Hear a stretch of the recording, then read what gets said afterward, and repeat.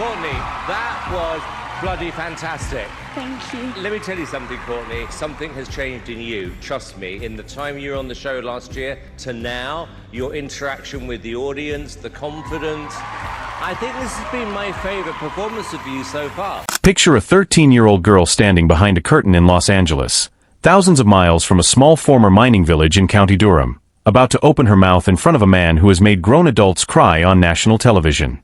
Nobody in that room expected what came next. And nobody, least of all Simon Cowell, expected what it would still be doing to him years later. This is the story of Courtney Hadwin.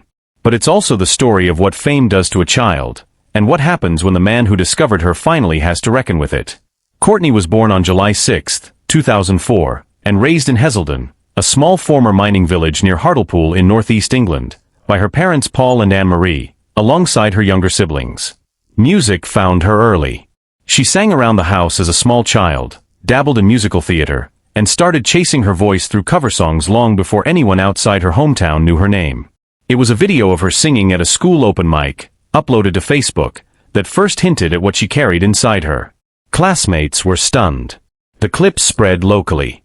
And by the time she was busking in northeast England to help pay for singing lessons and her family's travel costs, Courtney Hadwin had already built a reputation as something rare, a kid who sang like she'd lived 3 lifetimes.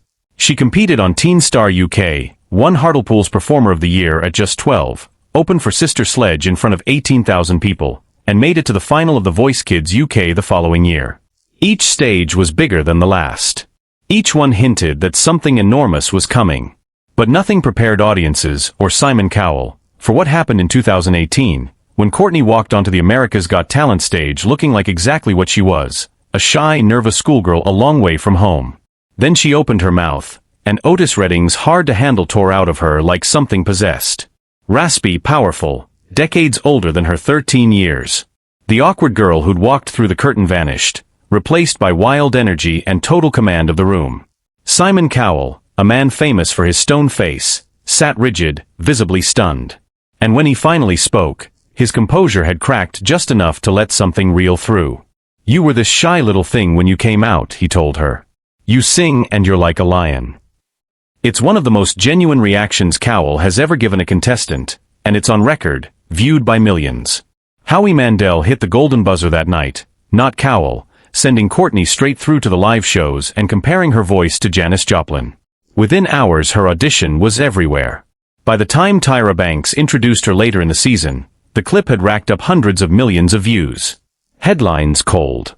Her the next Janis Joplin, the British soul sensation, the 13-year-old who sang like a legend. She advanced through the quarterfinals and semifinals, carrying a fanbase that stretched across continents, and finished the season in 6th place, a result many felt didn't reflect the size of the impact she'd made. That impact was enough for Simon Cowell to sign her.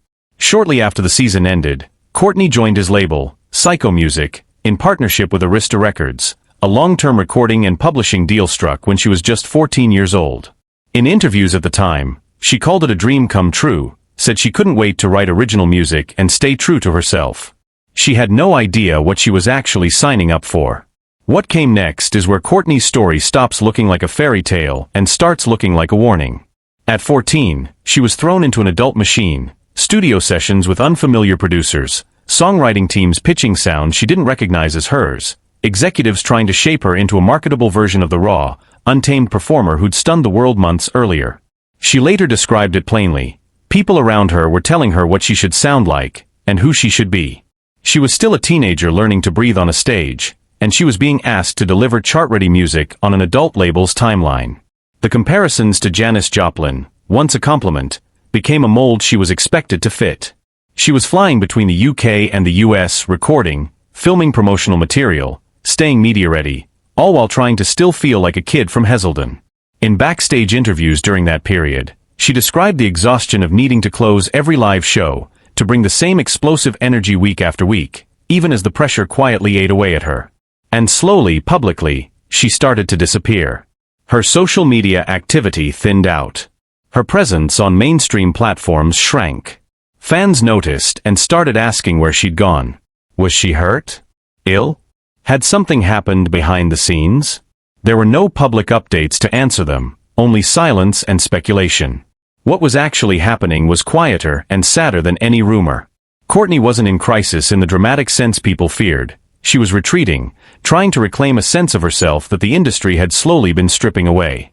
And as that happened, her relationship with Simon Cowell, which the public had assumed was something like mentorship, revealed itself for what it always really was. He was the executive who cast her and the label head who signed her, not a guiding hand in her daily life. He moved on to the next season, the next discovery, as label heads do. That's not a scandal. It's simply how the business works. But for a teenage girl who had just been publicly anointed the second coming of Janis Joplin, the absence of any real support system beyond her own family left a mark. It's here that the more recent, murkier chapter of the story comes in, the one you may have seen clipped and recirculated online, claiming Simon Cowell finally broke his silence, choked up on camera, and admitted, "We expected too much too soon. She was a kid. I think we failed her." It's a powerful moment, if it happened. But it's important to be honest here. No mainstream outlet, no verified interview, no credited journalist has ever recorded Cowell saying this. It exists only in viral clips and retrospectives, the kind that spread fast precisely because they tap into something people already believe is true, that the industry chews up child stars and rarely admits it. Whether or not Cowell ever said those exact words, the sentiment behind them isn't hard to imagine, because the pattern is well documented across the music industry, from countless child performers who've spoken about losing their adolescence to a machine built for adults. What we do know with certainty is what Courtney did next. She left her major label deal behind and rebuilt herself from the ground up as an independent artist, choosing to work with Grammy-winning producer Kevin Bacon, known for his work with Etta James and Joe Cocker, because she wanted music that felt honest rather than radio-ready. She wrote and released songs like Monsters, You Only Love Me When I Lie, Breakable, and That Girl Don't Live Here, each one wrestling openly with vulnerability, anger and identity. She said plainly that everyone around her used to tell her who she should be, and that now, finally, she knows who she is as an artist. Her single You Only Love Me When I Lie was described by reviewers as a raw blues soul anthem, one of the most emotionally direct songs she's ever released. Her broader project, Little Miss Jagged, released in September 2025, has been called her boldest and most personal work to date.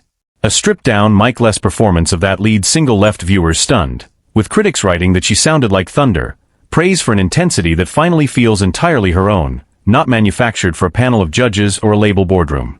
Now 20, Courtney has spoken openly for the first time about the toll those early years took, the burnout, the loss of control, the pressure to perform before she was emotionally ready for any of it. She's talked about grappling with her own identity under the weight of other people's expectations, and about how reclaiming her voice, quite literally, felt like reclaiming her sense of self. In early 2025 she signed with new management, Total Artist Management under Oliver Mogel, after departing her previous team over creative differences that had left opportunities sitting unrealized. She's been booking shows across the UK and Europe, played venues like the Fiddler Elbow in London, and in April 2024 was personally selected by music executive Clive Davis to open a gala at Carnegie Hall, where she performed a tribute to Janis Joplin in front of some of the industry's most respected figures. A full-circle moment that no manufactured headline could have written better. Today, Courtney lives quietly in the northeast of England, close to the county she still calls home, working on her debut album with Kevin Bacon and experimenting freely across rock, soul, and punk influences. She's candid on social media about mental health, about therapy, about the ordinary texture of a life she once feared she'd lost control of entirely. Whatever Simon Cowell has or hasn't said publicly about the machine he helped put her into, Courtney Hadwin's own story has already answered the question that mattered most. She didn't need anyone's tearful confession to reclaim what was hers. She simply went home, found people who wanted to make music with her instead of through her, and started again, this time, entirely on her own terms. And in an industry that so often forgets the children it makes famous, that quiet, deliberate act of rebuilding might be the most powerful performance of her career yet.